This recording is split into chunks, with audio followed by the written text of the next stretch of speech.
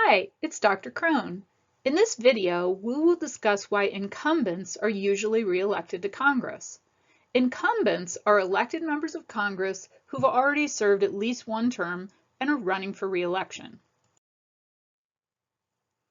The rate of re-election for congressional incumbents is extremely high. As you can see, it's higher in the House of Representatives than in the Senate, but even in the Senate, the odds are definitely stacked in favor of incumbents. Many Americans see this incumbency effect as a negative, and it's one reason why the majority of Americans have a negative view of Congress.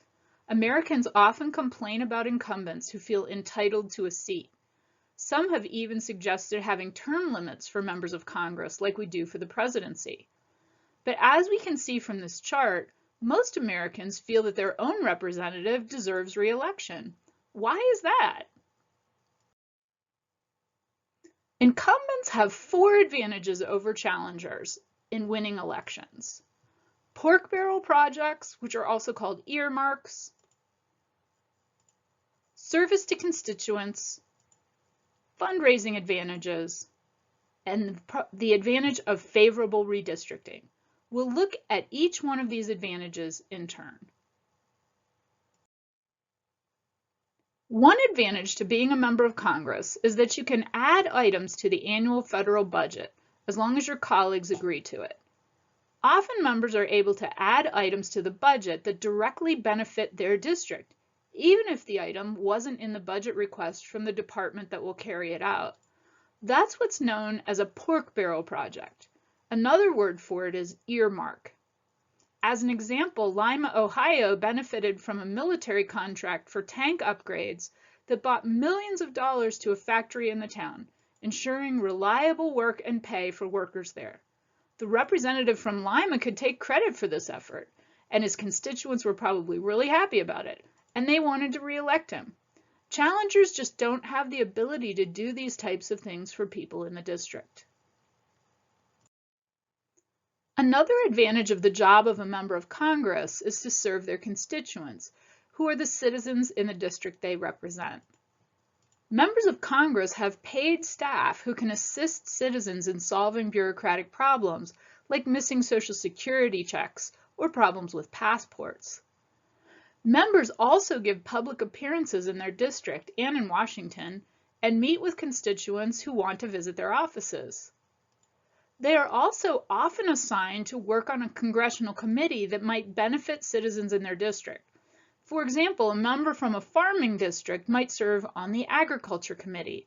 This means that they have the opportunity to help draft legislation that will help farmers in their district. All these types of activities build goodwill and name recognition in their districts, which is a big advantage for getting reelected. These are not activities that are possible for challengers. A third advantage of incumbency is that incumbents find it easier to raise money to fund their campaigns than challengers do. It's never easy to raise campaign dollars. In fact, it's a difficult part of the job of a member of Congress. But because incumbents are proven election winners with a public voting record of support for various causes, it's somewhat easier for them to convince potential donors to part with their hard-earned money. Interest groups especially don't like to take chances by giving donations to unknown and unproven challengers. Finally, and probably most importantly, incumbents are often representing districts that have been specifically drawn to advantage their political party. Every 10 years, once the census has been completed, states are asked to redraw the geographic boundaries of their House of Representatives districts so that each House district in the U.S. contains approximately the same number of people.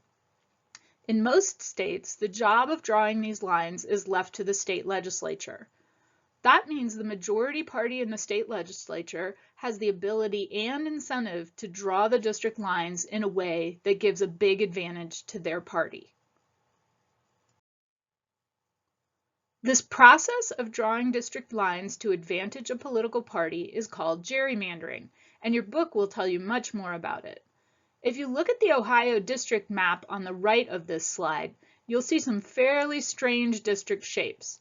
Ohio District 3, 9, and 16 are particularly strong examples of gerrymandering.